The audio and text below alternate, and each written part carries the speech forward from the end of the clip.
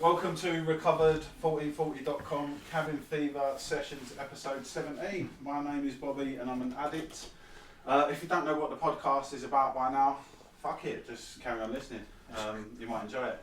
Got to get some legal bits out of the way first as always. My friends and myself are part of a 12-step fellowship that is not affiliated with any sect, denomination, politics, organisation or any of that bollocks. They also wish to remain anonymous at the level of press, TV, radio, etc. All that being said, if you listen to the drug of choice, tap that into Google and follow it with 12-step meetings in my area.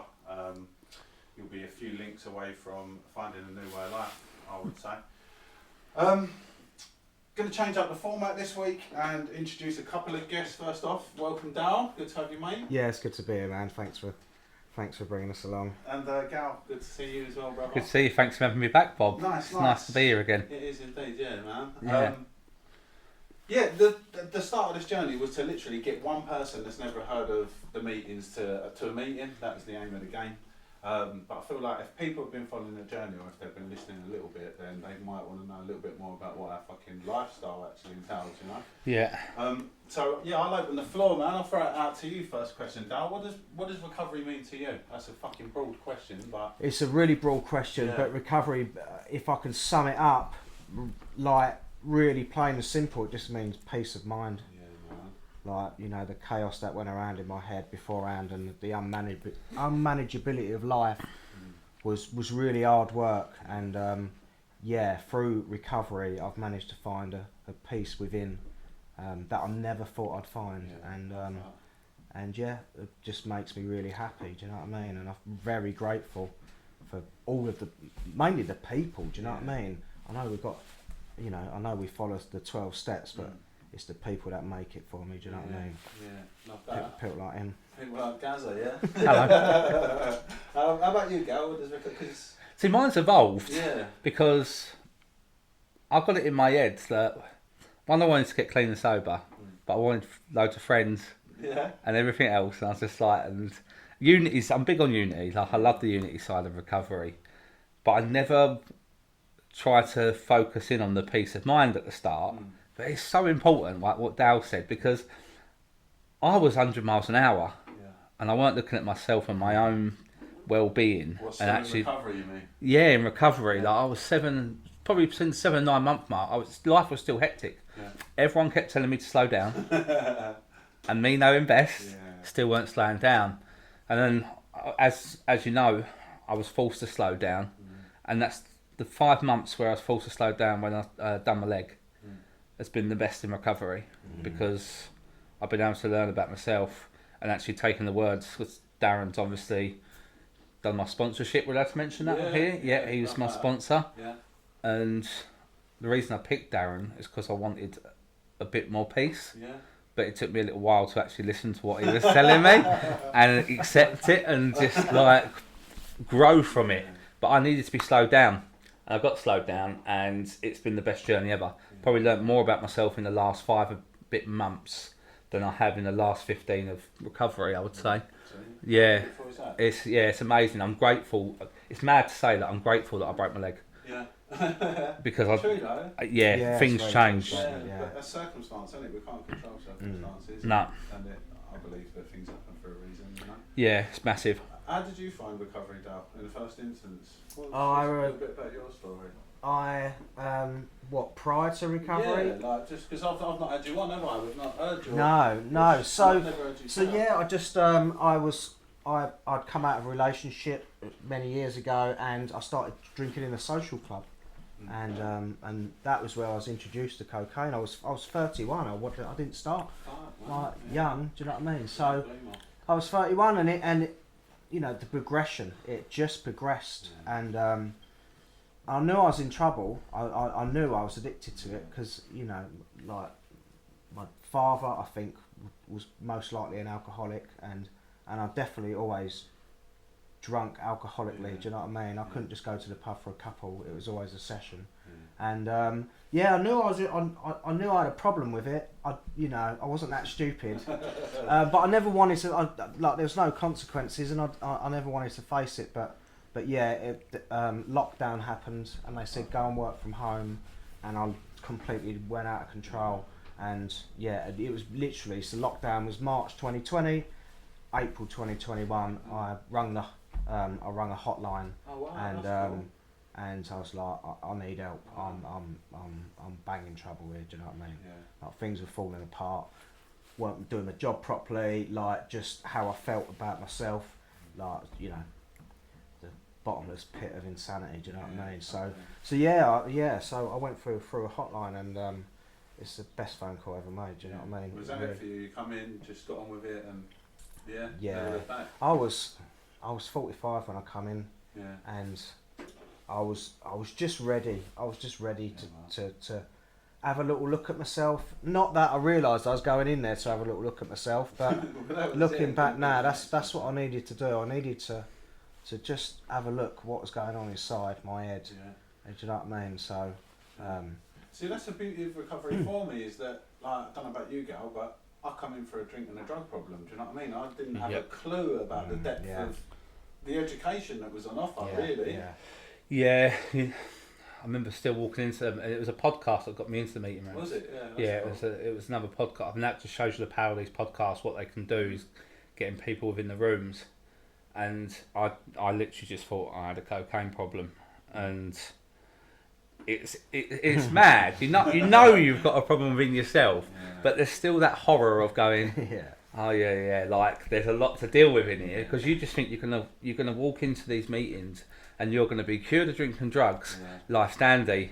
But then you've got to go on that journey, the journey that we take, and actually looking within.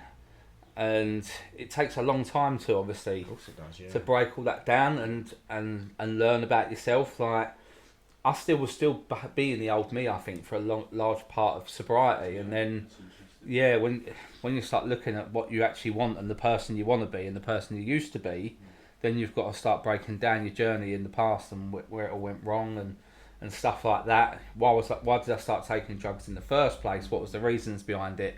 And what sort of and most of my using was because I wasn't comfortable. I was quite sad and I didn't like who I was, and I used to wrap myself in a little bit of a bubble with it all, and felt a bit complete. But yeah, I didn't expect that. I just thought there was something on offer, but I just thought, from what you see on TV and stuff and films, rock out, you just go and have a conversation with each other and you're absolutely going to be fixed.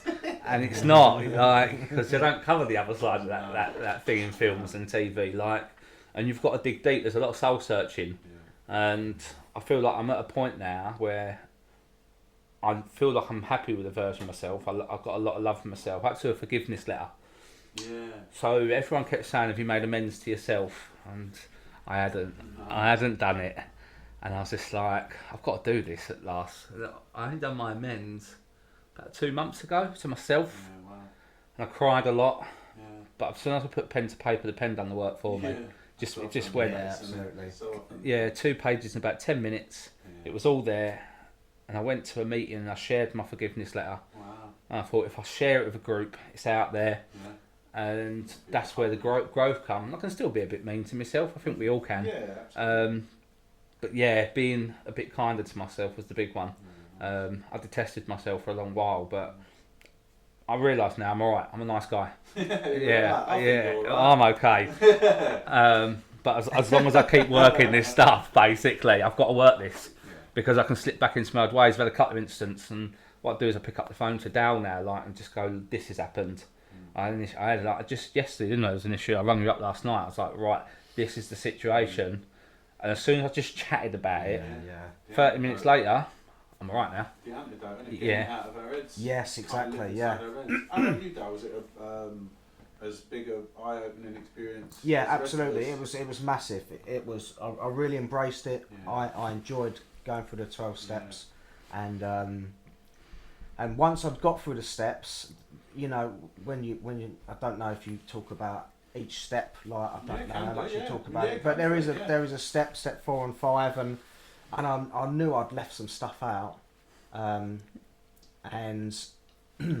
I wanted to deal with that. There was things that was going on in my life, or things that were going on inside my head, and I wanted to deal with it, but I wasn't ready to talk to a sponsor about it. So I found a therapist. Wow, that's and I see her for 2 years, wow. and talked about all of that stuff. Yeah, do you know what I mean? And and now I feel totally comfortable around all of that stuff. Do you know what I mean? And yeah, it's just been a journey of discovery. Do you know what I mean? An absolute journey of discovery. And I felt like throughout my life I was always sort of like in a dark forest, scared of the shadows, like being a little bit lost, not knowing where I am. And I come into this fellowship, and I got put on a path, and I'm just following that path, and wherever that path will take me, I don't know, but it's a brilliant path. And if I ever stumble off and get a little bit lost in the woods again, I can ring someone up and they can pull me back on the path, and I just keep marching forwards. You know what I mean?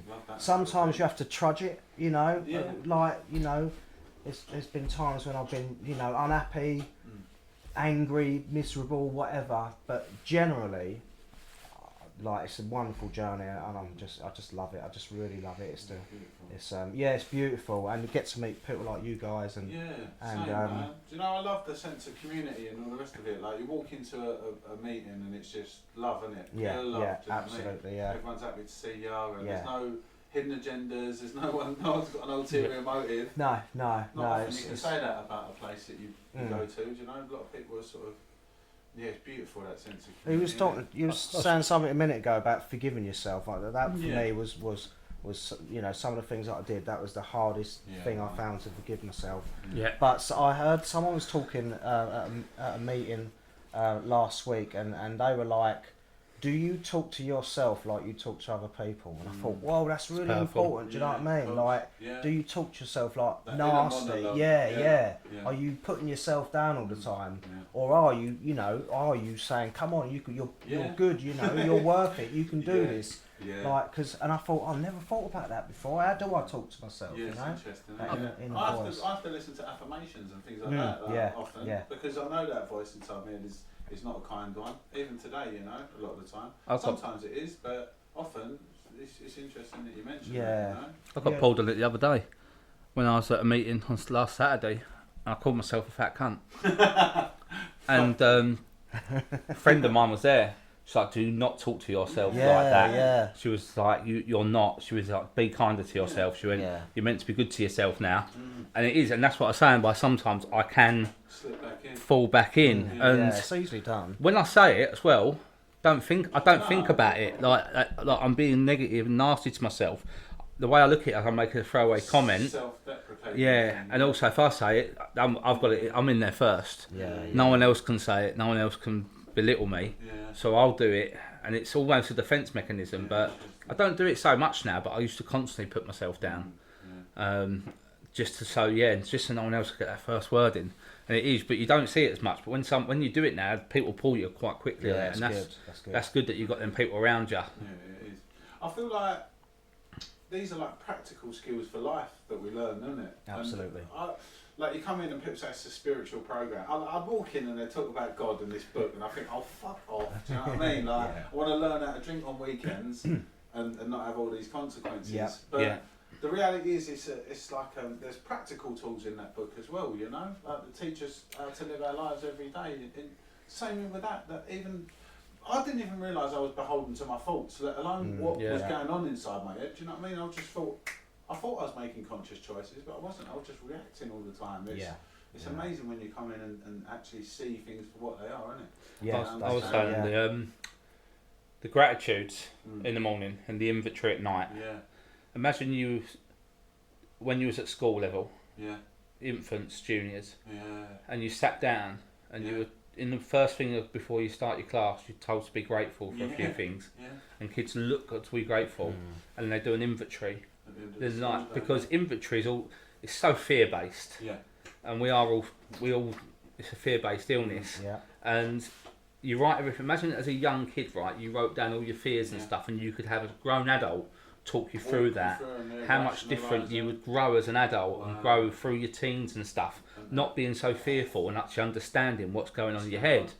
And it's just those two basics alone. Obviously, we have many other tools. I just feel like if you teach kids that young, they'll grow up to be a much more tolerable, nicer sort of generation of people. But it's something that they just don't do they? No, not but I just think it would change your whole mindset. I think I'd have been a very different person if I had that when I was a kid. Yeah, absolutely. Definitely. Are you consistent with inventory and stuff now? Gratitude lists I am, yes, and I don't do infantry, but I did something with my therapist, and I do like a daily journal. Yeah, nice. And so it has like, you know, each day, and then it's like, you know, what have I done today? Who have I called? How do I feel about myself? Nice.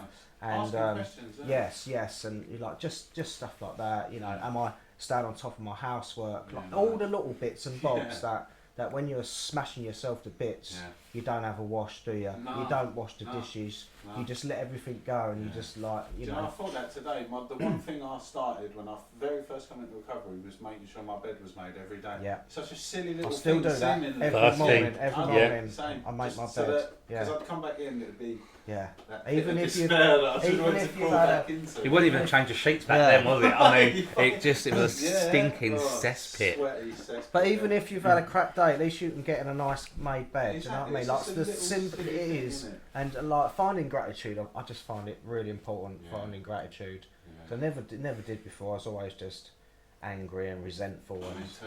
and just. My like, mum used to say to me, "Why don't you go and do some volunteering work, and then you'll understand what gratitude really is?" And I used to think, "Oh, fuck off!" Do you know what I mean? I can't think of anything worse. than Fuck off for being right. Yeah. yeah. But I had, like you, no Yeah. sense of I was the most ungrateful person in fucking existence. Didn't even know it either. Do you know? We can overcomplicate it as well, though. I mean, like when you take like sponsees through the work, they're absolutely like trying to overly think. Just be grateful for one, being sober for the day. Two, be grateful that you can afford a coffee now. Yeah. Be grateful that if you want to go to Tesco's and get a meal deal, that's just free off the bat. But like, you don't. When you first come into this, there's a load of little miniature gratitudes that you wouldn't have never had, would you? Like, because you weren't doing it day to day. I never had the. By the time the weekend was done, I didn't have the money to go and get a coffee on the way to work on the drive. Like, I had to wait till Wednesday. Then I'd get myself a coffee, and then I'd be skint by the Friday again. True, But innit? it's just it's those little things, and then as you grow, your gratitudes grow with you, don't they? They change. You see the world in a different light. And it's called cultivating gratitude as well. Do you know what I mean? I've got to sit there and actually sometimes work at it and think about your it. gratitude do you know lists what are amazing. I mean? I have to though. Do you know what I mean? I have to do that. 'Cause Even better than before- handwritten as well. Yeah. But Yeah. before I even wake up and get out of that bed, my fucking head's on top of me. Yeah. Like seeking fear and seeking like just catastrophizing everything, you know, and what have I got? It goes through like a Rolodex of things that you could potentially fucking worry about. Mine's always a Before I fuck even get out this. of bed. That's the first thought. Yeah. Fuck this. again. And then you have to. I straight away. I'm like, right, let's get up and connected. get going, Like, because it's just like, I've got to do this again. Yeah. It's not that doing recovery again. It's just doing life again, because we find life a challenge. Yeah, fear, innit? And it's the minute you start talking to your fellows who you relate to, you're not thinking fuck this. You're thinking I'm all right. Yeah. It takes an hour to switch my mindset. That's exactly it. It's not a lot. No. And it's just No, doing some basics. It can happen very quickly, but it's just I just find that I could manage life so much better than what I could ever do before, and I've done a lot of work around my work life as well, because I always found it very stressful. Yeah. And you know, I'd always feel anxious, and I'd procrastinate and catastrophise, and I could feel overwhelmed. And I did a lot of work, you know, talking to other fellows and therapy. I did a lot of work around that, and like my work life's really good now. Really, because I always enjoyed my job, but it was always just so stressful in my own little weird head. And but on Tuesday just gone, I got up in the morning and I just felt all stressed. Even my watch said to me, I'm detecting high levels of stress, and I was like, oh, you can fuck off. Do you know what I mean? And I felt all just overwhelmed, and I just went, it was a nice morning Tuesday. I went and sat in the middle of my garden, cross-legged, closed my eyes, 20 minutes, bosh, meditated, just went to this place that I go to in my head. And that was it. I was over it. But if that would have been the old me, I would have been necking beers to take the edge off of it. Do you know what I mean? And then getting some packet in and. It's mad, isn't it? That's When you another look day now, wind. you can see why we used to use, can't you? Absolutely. You know, like Swinging for a million if it miles was from drinking drugs, didn't we? Yeah. Like when I don't think about it. No. It's everything that I go. It's all my thoughts and feelings what will give me the excuse to use. Yeah. I have to deal with now. Yeah, So like I don't need that. But if I don't deal with what my head and what my thoughts and feelings are, then that's going to be knocking on the door in a few short weeks, I would say. Yeah, man. As much as I feel like I'm a million miles from it right now, Don't give it a couple of days of going back to the old routine and old self and sitting in pity. It's game over. You're sprinting and I've stood still. in trouble. They'll talk them watches as well. This is another addict behaviour. So it's saying about his stress levels, right? I just popped in my head, so I'm gonna have to share a bit. So I got one of these Fitbits yesterday, and it's already become. Looking at it, bloody hell, I was only asleep for 45 minutes into a deep sleep yesterday. That's not enough. And the rest of it's light sleeping. And then I was like, why I woke up like 18 times throughout the night? Like, what's going on? It's like, and then it's just like, right, how many steps I'm doing today? That doesn't seem accurate. And it's my obsessive behaviour straight away. It just popped into my head when he said it. And this monitors my stress. I'm dreading that. Especially as I go back to work next week for the first time in 5.5 months. It's going to be binging every 5 minutes. Yeah, it's going to be like, you need Gary to sit stress, down. I'm hoping it just goes. You're with the normals, chill. It's a big one. But you mentioned meditation, Dale. Are you big on meditation? Yeah, I am. So I sort of do like a little bit of self-hypnosis. Nice. So I picture this place in my mind. So basically I walk down some steps and I hold onto a rail and it goes down to a beach and I walk along a beach and then I walk up to some rocks and there's a door in the rocks. I go through the door and I'm in this big circular room and all of the negative and crappy things that are inside my head are all like on post-it notes on the wall and there's this big cauldron, like this big fire in the middle and I just peel them off the wall and I put them in this fire. And I just sit there and do that. And it's just such a peaceful place. And then I sit there, and there's a hole in the rocks that looks out into the ocean. And I'm there, man. I can hear the waves crashing against the rocks, and that's what my therapist taught me, and that's where I go every time I need to do a little bit of meditation. Because I think the world at large is just so fucking hypertensive, isn't it? It's ridiculous. You know what I mean? It's just an assault of the senses, 24/7. It's no wonder that we fucking end up stressed. When I have a little meditation like that and I come back, I think, where the fuck have I just been? It's like literally an alternate reality. Yeah, it is, If I could fucking spend more time there, probably would, you know? Well, that's dangerous for me, going too far into a mind. I'll end up finding little weird avenues. But I do like some guided ones as well, like Muji meditation. Like honestly, there's so many things on YouTube and stuff like that. And I just find them. Sometimes I want someone talking to me. Do you know what I mean? And, or sometimes you can have a little listen and then a big Geordie fit accent comes in. I think, not that one. I'll listen to a different one. But it's whatever works for you, isn't it? Like, we're lucky today. I think it is. I do think it is important though to try and like just calm your head and centre yourself and all that kind of stuff and like especially if you're stressed, like just focusing on your breathing, concentrating on that and trying to let everything else sort of fade away. It's good to try and just centre yourself if you're feeling a bit overwhelmed or whatever emotions you're going through. It does work. This so the book talks about us being maladjusted to life. And I knew as a kid that something weren't right. Was it present for you as a child? Yeah, definitely. There was some stuff going on, like especially like like sexual orientation and stuff like that. I was always very confused over that kind of stuff and sort of always hid it and felt less than and felt weird. Do you know what I mean? And so there was, I did feel maladjusted. I always felt like when I was in a group, I was sort of always on the outside looking in. Even though I was in the group, but I would always. Totally get that. But at the same time, I've got a really close group of friends who are still my close group of friends, and I was very lucky there. But I always felt like I don't know. I always felt a bit odd. Do you know what I mean? I had some strange thoughts. How about you guys? Was it in childhood as well? I lived my childhood in fear. Like, fear was my biggest problem. I didn't like being on my own. I was a very restless soul as a kid. And I'd always remember my morning routine on a Saturday morning. I'd wake up at 6 a.m. who wakes up at 6 a.m. as a kid on a Saturday? You've got a chance to lie in.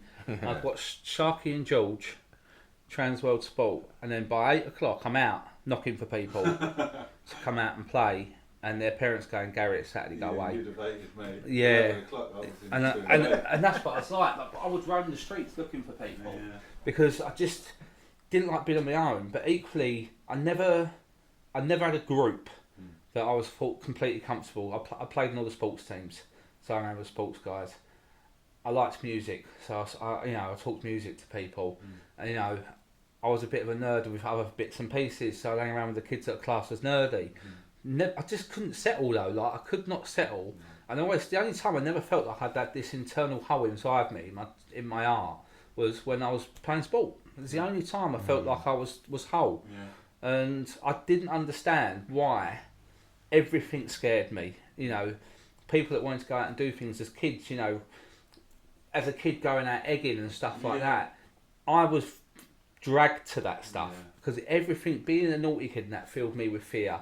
But then equally on my school reports, Gary is easily distracted or distracts others, because I get pulled into that. Because it would be fear that pulled me into that to be the mischievous child, and I wasn't really. I just wanted to try and fit into other people's circles and stuff like that. And even now, like, I'm still learning about it.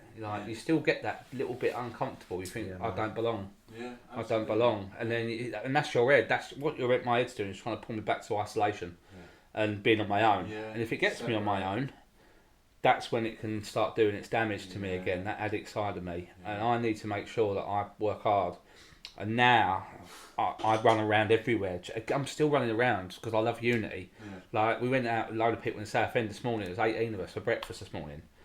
I love having that around me. Always trying to arrange it. It was a nice thing to do. Like unity is probably, I'd say that's my biggest thing in recovery. Unity. I love it. I love doing things for others.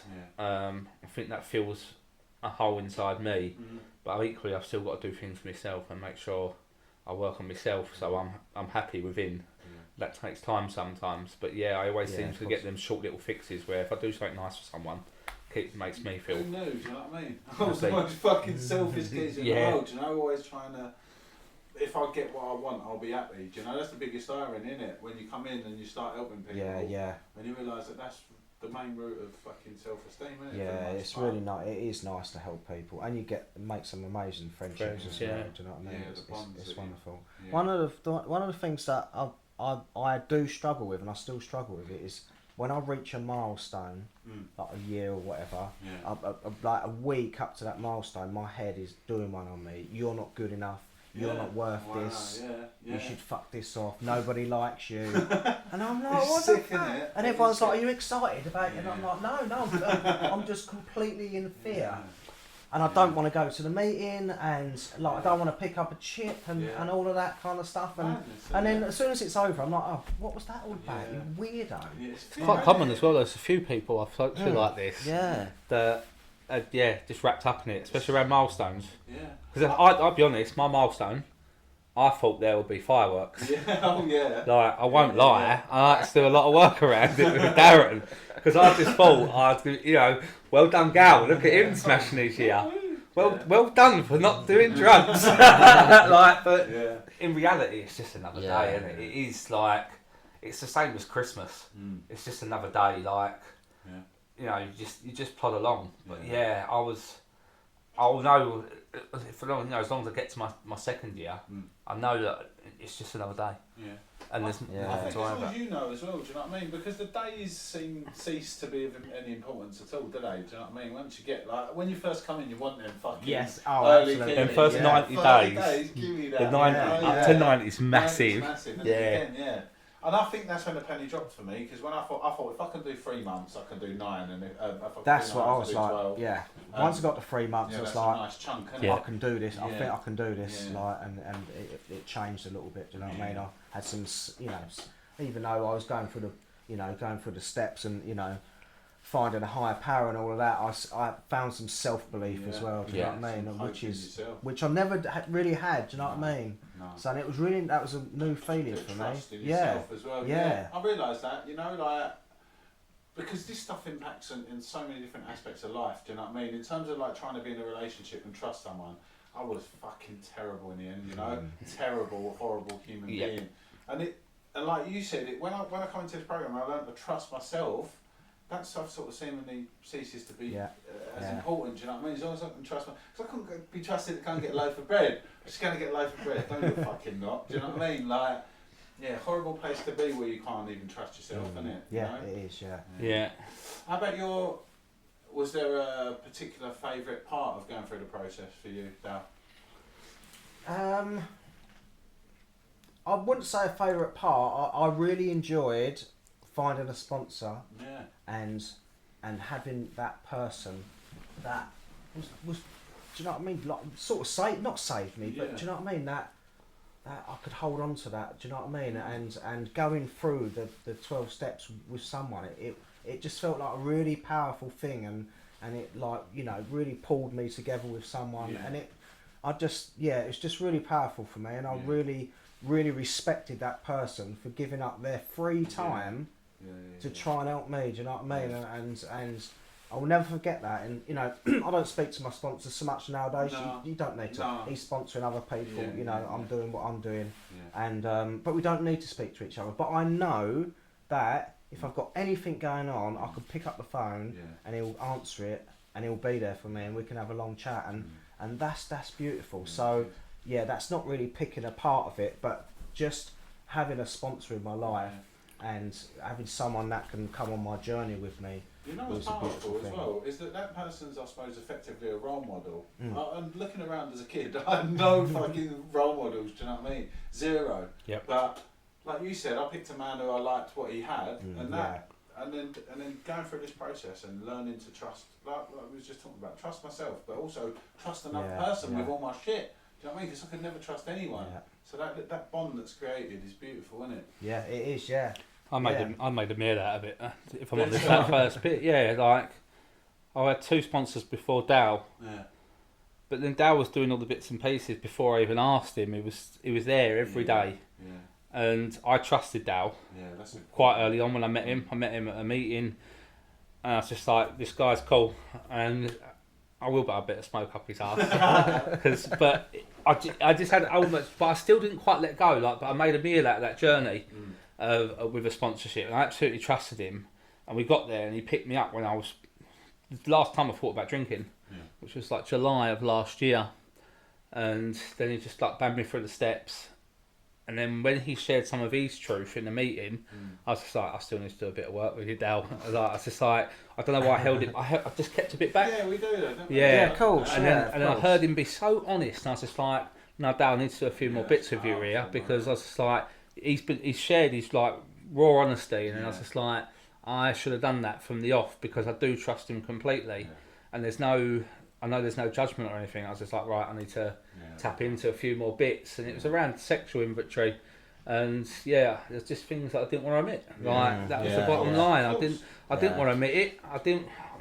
I've heard a couple of people, I'm taking that to the grave with me. Yeah. But that's no good, because I'm still fester on it if I don't share it. Right, and it's not like Darren's going to be running around going, Gal's done this. What? It ain't going to happen, because we've all got that one common goal, haven't we? But I'm so glad that I finally got there. But I've done my sponsorship like I've done my life. I'd do it the hard way. And then I got there in the end, and it was right in front of me all along. Yeah. After I think I met Darren after about 60 odd days in recovery. It was there. Yeah. I still didn't see it. Yeah, so that's make it hard for myself. Yeah, you did in the end. Yeah, but we got there. It's God's timing, isn't it, as well? But I love what you had to say about holding on to that traumatic stuff. I did that for years. I'd go around someone's house, I'd share with them the stuff that I thought they wanted to hear, and I wouldn't tell them any of the cringy stuff. Yeah. And I'd go and pick up, and I think this stuff don't work. Yeah. This program don't work. So I could fully be honest with someone. Do you know what I mean? And I think now, like, talk about God and a higher power and all the rest of it, and like I believe that we're in God's grace, And how am I going to get in God's grace if I can't be honest? It's just going to continue saying that, you ain't willing to get there, are you? We'll close the gate for a bit until you get there. Until you're ready. Yeah. Until you get, if you want to continue smashing yourself up, but so it sounds like you're honest when you do your chair then, Dal. Yeah. It took me a long time to get there, but but I talk about some stuff in my chair now, and it's in fact someone very recently has opened up to me about something, and they were like, and they said to me, I now talk about this in meetings, and the only reason now I talk about this in meetings is because what you talk about in your chair, your honesty and your getting vulnerable has allowed me to be honest about some of my stuff, like sexual stuff. Do you know what I mean? Yeah. And I was like, wow, like brilliant. And the other thing, that some of the stuff that I talk about, the reason that I want to talk about it in my chair is because I want. There may be other people out there who are struggling with that, the same as I did for a long time, and I want them to know that if they want to talk about it, they can come and talk to me about it, because I know a little bit about it. I don't know nothing really, but I know a tiny little bit, and if they want to have a conversation, they can come and talk to me. And that's growth you've shown though as a person. If I can help someone, that's what I'm here for. I just want to help someone who just the same as people. I love like that as well. You and Gary and other people. I'll do the same. I try and open up about things that I feel, especially men struggle around. Do you know what I mean? That sort of stuff. Because, like you say, and I've heard people in meetings say, when I've heard someone say that, I fucking cringe. Like prior to them getting well, because they're shocked that we can be so honest, aren't they? Yeah. But that 100% opens the door for other people to start being honest, doesn't it? Absolutely, yeah. And it's really nice to hear that when someone comes up to you and says something like that, you've helped me in that little way. You didn't even realise it. Do you know what I mean? But when you find that you are helping other people just by what you say or your actions, do you know what I mean? How you conduct yourself and stuff like that. It's really nice, man, and it makes you feel good about it. It's not ego. It's nothing to do with ego, because the 12 steps is all about humility, really. But it's just nice to know that some of the stuff I'm doing is having an impact on somebody else's life, and rather than being lost in the woods, I'm now here in the light. I love that. And just trying to be of some fucking use. You know what I mean? I love that analogy as well, because that's exactly what I was, lost in the wilderness, fucking stumbling around.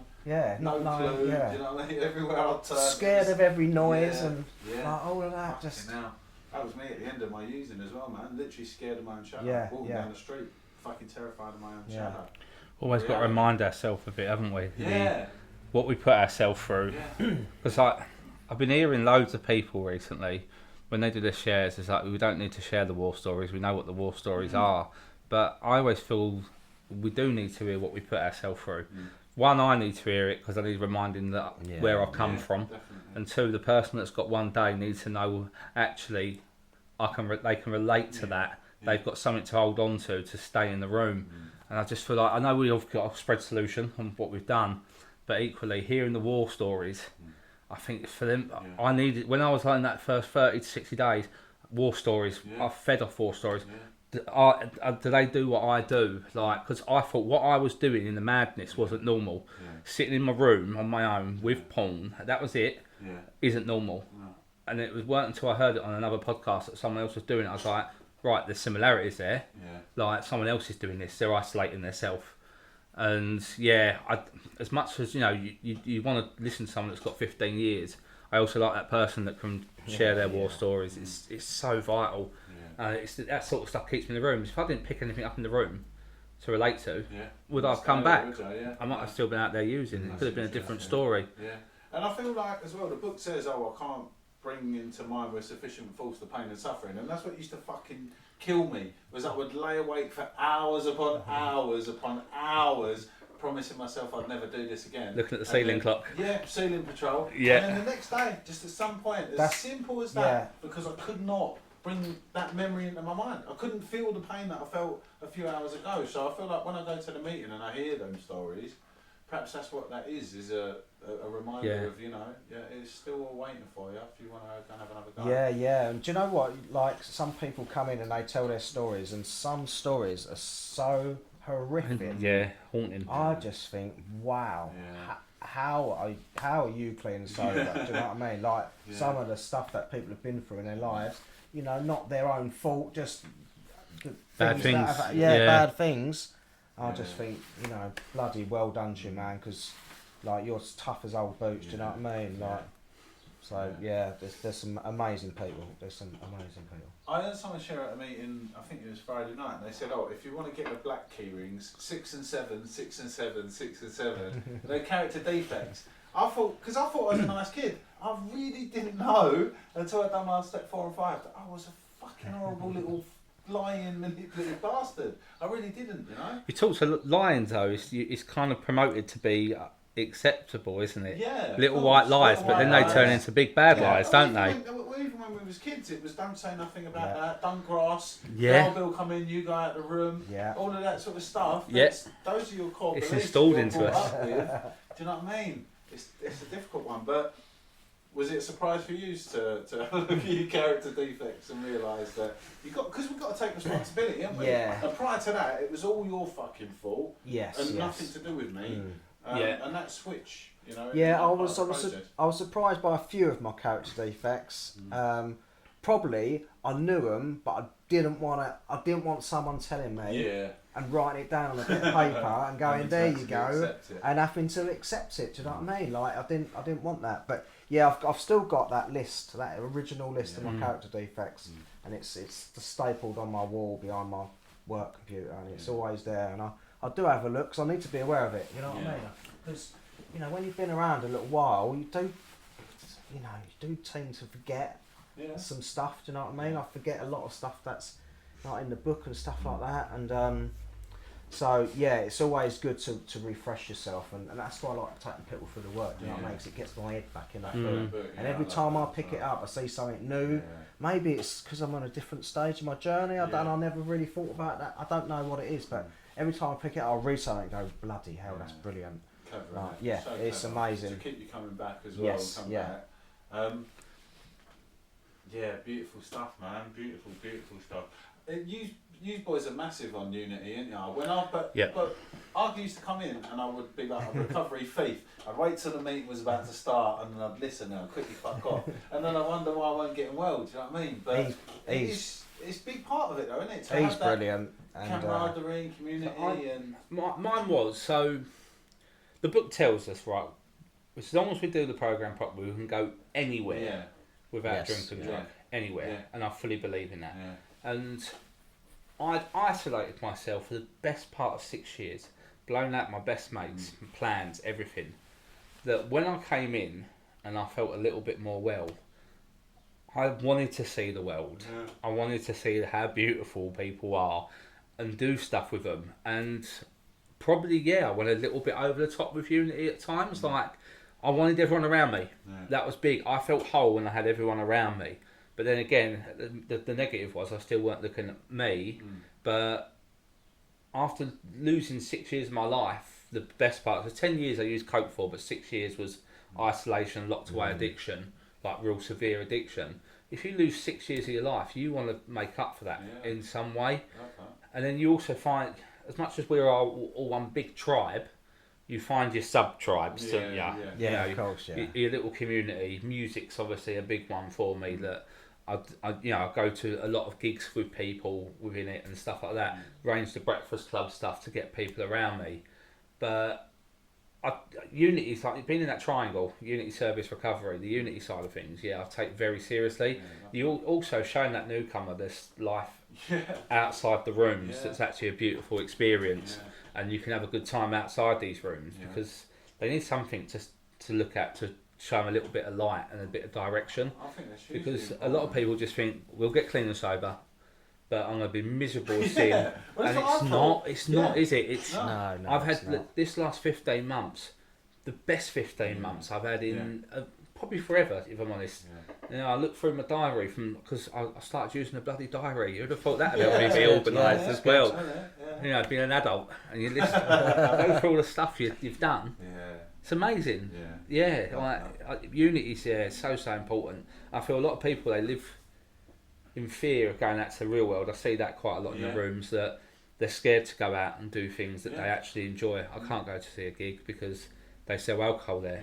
Well, if you do your programme, do the steps properly, you don't got to worry about it. I go to a lot of music venues, they're all sniffing, they're all drinking, but I walk away with my natural high of music. I always struggle to sleep after a gig. Yeah, because you're buzzing. Because I'm buzzing from the music. Yeah. And You know what? I think that's hugely important because that kept me out of the rooms. Is to think, if I come in, my life's fucking over. What am I going to do? Do you know what I mean? Like my life's over. Like my life in that box room, pissing in bottles is over. Do you know what I mean? Well, like I was swanning around the world. Devastation there, Bob, isn't it? Fucking hell. But that's the truth of it. Is that, and you helped me with that. Is to start going out and socialising, and putting ourselves in amongst the civilians. You know, and like you say, it's. The temptation's been removed, isn't it? It doesn't even occur to me that would ever be a good idea, you know? No. Yeah, seeing what Gary does actually it does inspire me to get out a little bit more and go to breakfast and you know, stuff like that. And I really enjoy it when I go out and see people. You know, I was at a meeting Friday night. I went out for dinner. I went to a meeting Saturday afternoon. I went to dinner in recovery Saturday night, breakfast Sunday morning. I'm here doing this now, and I'm like in a really good mood. Funny that when I sit indoors, on my own, I can feel a bit of like just misery coming on because I do naturally love being a miserable bastard, you know. And then I think, well, you're one of the lights in the room, to be honest. Every time I see you, you're always smiling. Yeah, I know, it's because I'm happy to be out. I know, you never look miserable in the room, and this is the thing. No, but you're selling yourself short. When I get indoors, I can be like just sitting a bit of... But I feel like that's us, isn't it? Like, I love spending time with people, don't get me wrong, but I find it draining by the same token, you know what I mean? So I need to find that balance where I can spend time on my own, but not too much, where I feel miserable and depressed, and then I still want to get out and connect with other people, and I feel like that's what the meetings give me as well, is like 3 times a week I'll go and I'll associate with other people, and I get that little buzz, and you know, before the meeting starts and everyone's talking and chatting, and I'm feeding off of that, but by the same token I'll yes, it's good, it's really good, well, you know? And even taking that into normal life, I really enjoy going into work now, much more than I ever did in the past, because I like going to see people, because I actually want to talk to them, do you know what I mean? Nowadays, I don't just want to, like, you know, run off and just have a cheeky one in the toilets and just be in my own little world. Do you know what I mean? I actually want to engage with my colleagues now, and it's amazing, and it's all because of recovery. Do you know what I mean? Love that, man. It's important as well when we are on our own that we are productive and also happy. Yeah, that's the big one. Yeah, like, of course. So I've spent loads of time on my own. Yeah. But I'm actually comfortable now. Yeah. I used to crawl walls being on my own. But when I do, I make it a bit more beneficial to myself that I'm doing something productive, and I'm happy, I'm content, I'm not restless and discontent, irritable. That's what it used to be about. But like, that change. I can be on my own and not be like in a happy place that I don't want to change the way I feel about myself. Yeah. And I can trust myself with that, do you know what I mean? Yeah, I can be a bit miserable sometimes, but generally, I'm pretty just alright, do you know what I mean? Getting on with stuff, doing what I need to do in the house, keeping it tidy, you know, a bit of gardening, keeping on top, feeding the cat. Yeah. Productive stuff, isn't it? It's stuff that people like, normally take for granted, do you know what I mean? Like, I feel like we're really lucky. We get this second life where we can actually be appreciative of even the silliest of things, or seemingly silliest of things. I'll have a nice hot shower and I'll be down and I just think, oh, I fucking love this. Because it was always, I'll have a shower later, and I never fucking did. You know what I mean? Then next thing I know, the alarm's gone off, I've got to go to work, and just a horrible, horrible way to live, isn't it? Yes, it's a horrible way to live.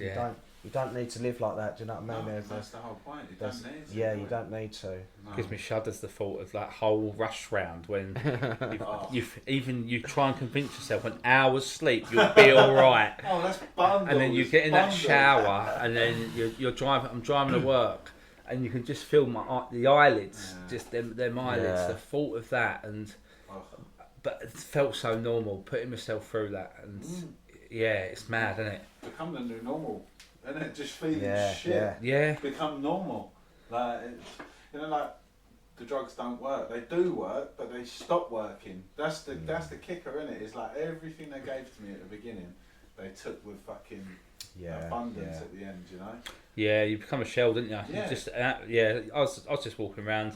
I was just existing. Yeah. That was all it was. I was just existing. There was all my personality had been stolen. Everything, anything good about me, completely stolen because of that. It's marketed as such a glamour drug. Do you know what I mean? It is. It is. Rock and roll and all the rest of it, and it's. Well, I suppose if you're not an addict, then it probably is. Yeah. If you can, like what my brother does, have line and then just put his rap in his wallet for a month. Mental Yeah. behaviour. It's mental behaviour.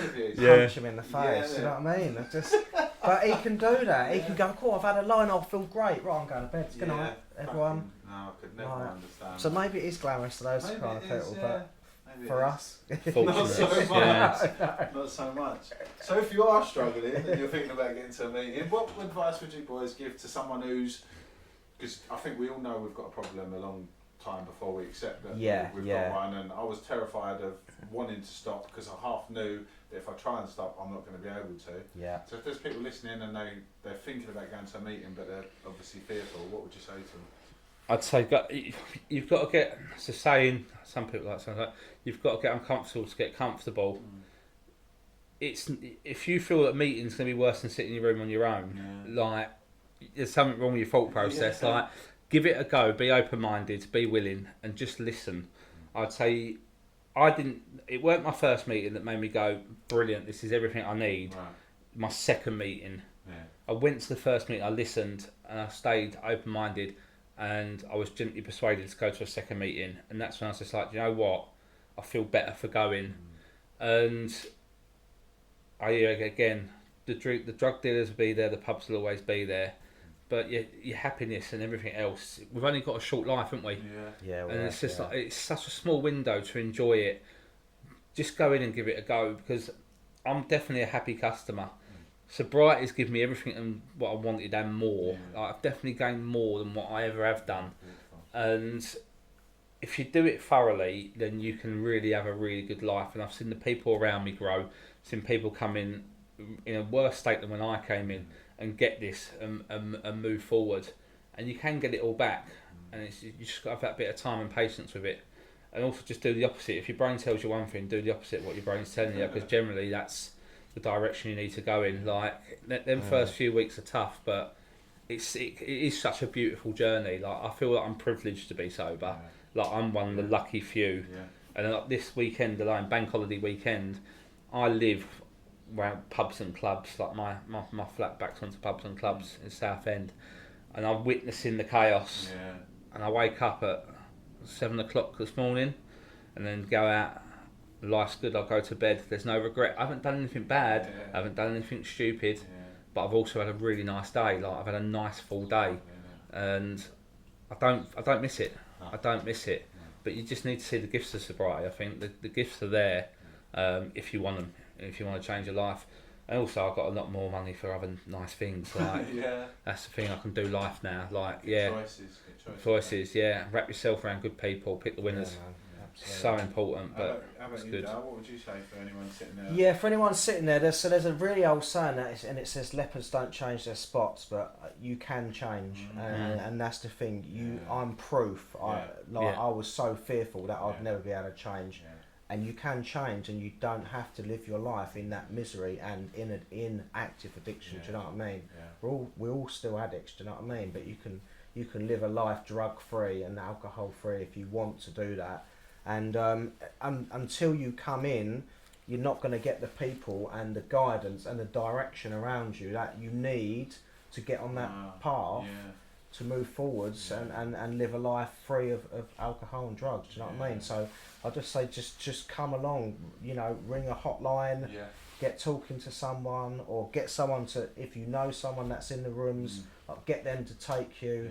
And come and check it out. Just come to one meeting. Just try one meeting and see how you feel about it. Yeah, do you know what I mean?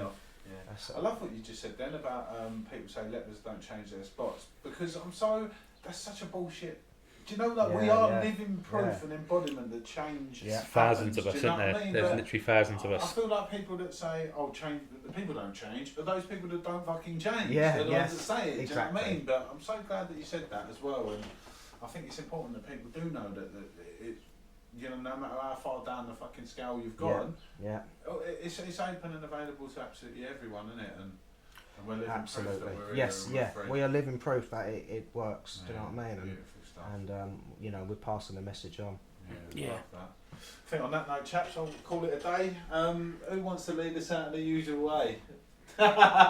Gary's pointed at Darren. I done it last time. Yeah, if you do the honours, mate. Yes. Yeah. So, who's large and in charge? God, grant me serenity to accept the things I cannot change, the courage to change the things I can, and the wisdom to know the difference. Amen. Thank you, chaps. Thank God you. Bless. We may refer to the source by different names: God, a higher power, the Holy Spirit, or perhaps the cosmos. This source is the entire universe, the unified field, everything that is beyond the perception of the five senses.